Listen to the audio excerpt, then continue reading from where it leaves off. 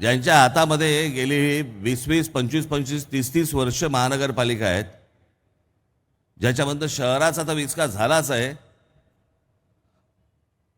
पण मराठी माणूसही उद्ध्वस्त झालाय.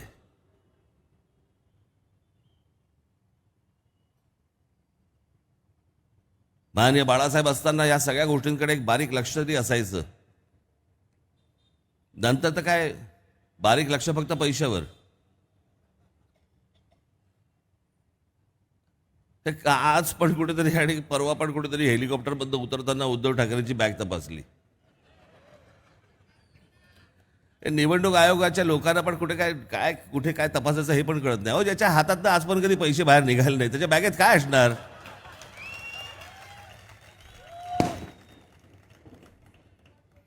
फार फार तर हात रुमाल आणि कोमट पाणी.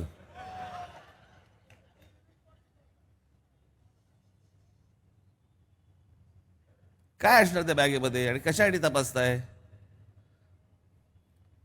बरं, त्या गोष्टींचा केवढा अवडंबर. आमची बॅग तपासली, आमची बॅग तपासली, आमच्याही तपासले आहेत. त्यांचं ते काम करत असतात. इथे जुहू एअरपोर्टला जाताना अनेकदा 2दा-3दा आमच्याही बॅगा तपासतात. त्याच्यामध्ये काय आहे? ते रुटीन आहे.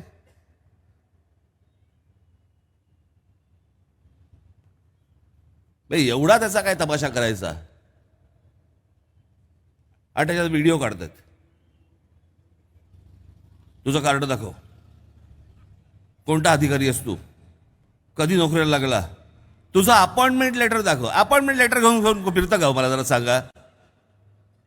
20-25 वर्ष आता तुम्ही नोकरी करता. अनेक जण नोकरी करत असतील याच्यापैकी. कोण खिशामध्ये अपॉइंटमेंट लेटर घेऊन फिरतं? काय विचारायचं हेही माहीत नाही. कशाचा कशाला काही संबंध नाही. माझ्या गळ्यात फक्त मुख्यमंत्री पदाची माळ घाला, बाकी गेलं तेल लावत.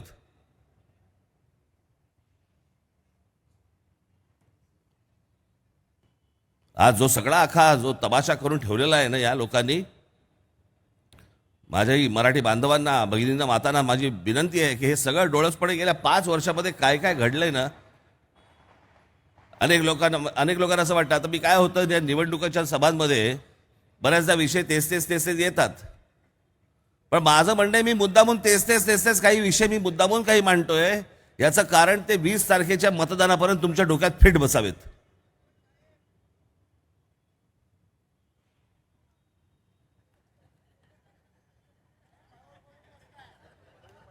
साहेब बोलून लपला की काय?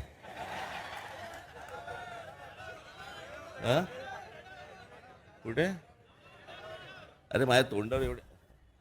नीट बस रे बाबा. तू भाषण ऐकायला बसलायस का काय वेगळं काही करतोय?